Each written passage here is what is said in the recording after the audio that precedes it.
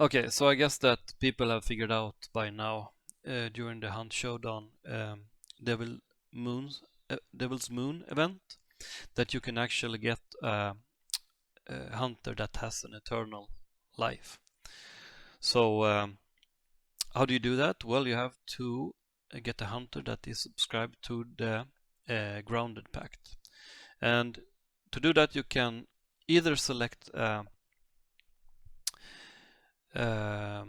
legendary hunter that is already subscribed to the Grounded Pact from the beginning, for example, the Carcass Gunrunner, or you can take any hunter, go into the game, select 36 event points, and then go to supply point and activate your Grounded Pact with your first pledge mark, and then you get the first trait in the Grounded Pact, which is also the powerful trait of the Grounded Pact, which is called the Escape Death trait, I think it is, or Death Sheet or something like that.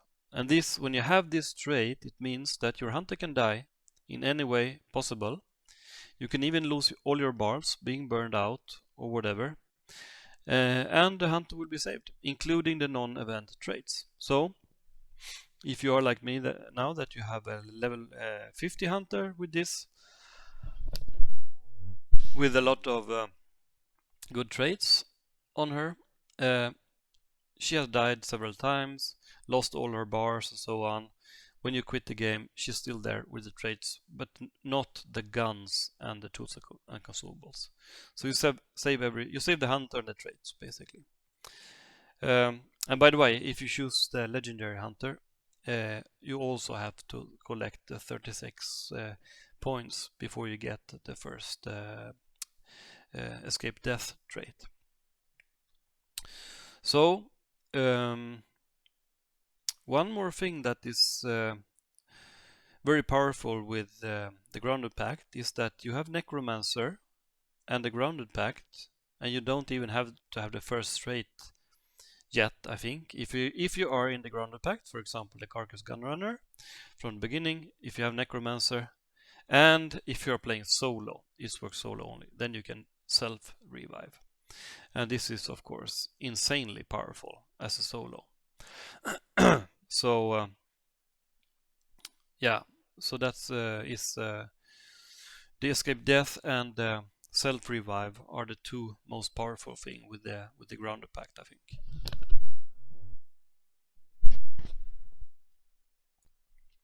So the only risk with this system or whatever you call it is that if you die, then you lose your points and your first trait gets inactivated. There will be a little red exclamation mark on it.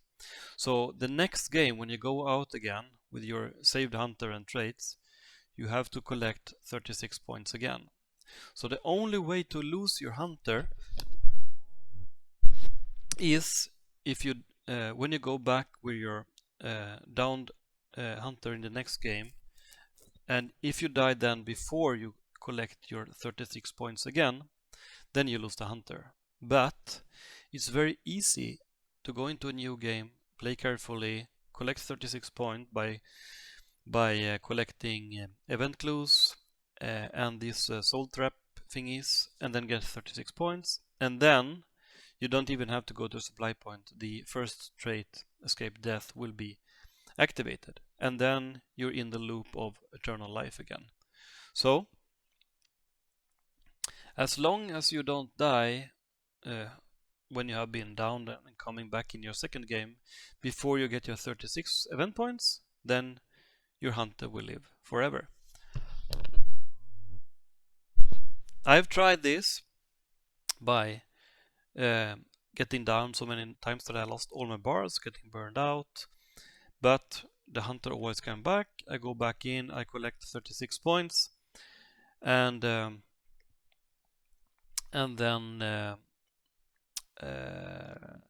you're invincible again, basically. So you have to collect your 36 point, get the first escape death rate, and then you can chase your enemy hunters, and if you die, no worry, you just go back to the menu and buy some new guns to the same hunter and fill up your bars again. So it's super powerful. I've been using the same hunter now for like 20 games or something. She's still alive and kicking, and she has died many times, but I just go back to the menu, collect 36 points, activate the first trait, and there you go.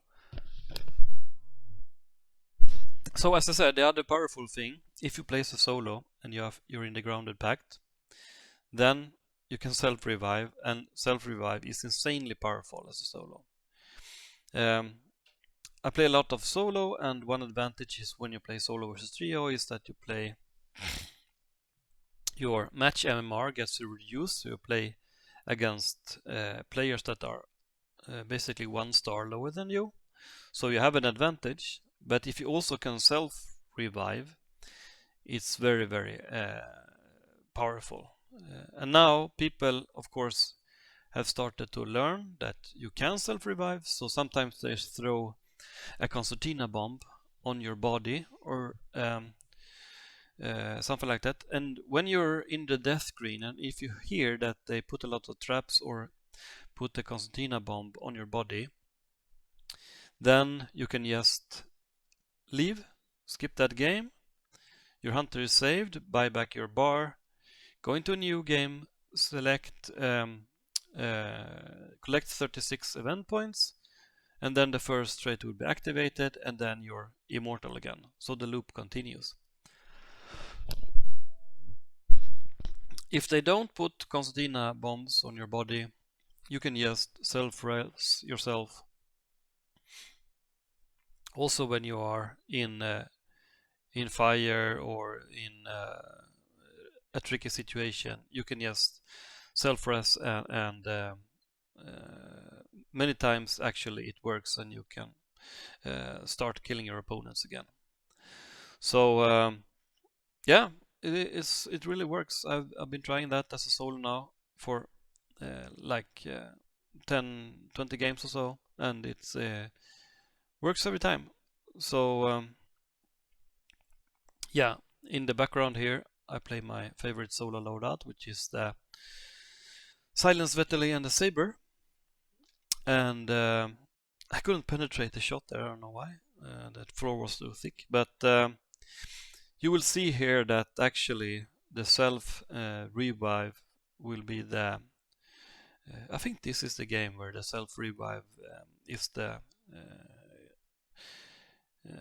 thing that makes the clutch for me. So I think you will see that later. I've been downing them a couple of times now, but in the event you're never sure, because they can have these event traits when they have full health anyway, but I think that guy lying there did not have that, by the way, but you never know, so you have to be very careful. When you down people, they can be back to full health because of the event traits. So, and also if you think that you're playing as a solo, that solo can also self-res against you. So if you have some traps or bear traps or mines or concertina bombs, when you down a player that you think is a solo, you can always put them on that hunter's body and prevent the self-res. Sorry. Otherwise, yeah, this is insanely powerful, and I'm quite sure that they will remove this after the event. And if they will have some kind of self-res mechanic for solos, I think that they will limit it, so you can only self-res like once or twice or thrice or so. Probably once, I guess. And also this trait, the escape death trait, I think that they will not use actually, because okay, now we will soon see in the background here the clutch moment. So I died there. You see the revive screen now. You see the traits that I have that are important, for example the resilience. So I self-rest.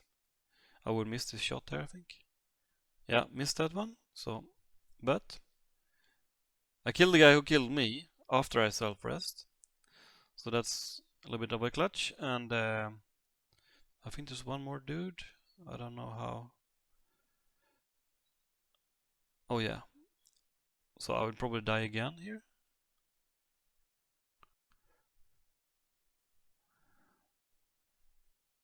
Okay.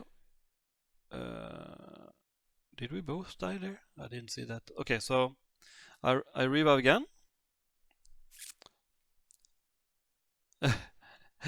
I killed the last. Okay, yeah, so I see now that I actually traded with the white shirt there in the beginning. And then the yellow shirt was left, and I self-revived and I killed her with the saber. So it's extremely powerful clutch thing to have Necromancer and this trait. Try it out.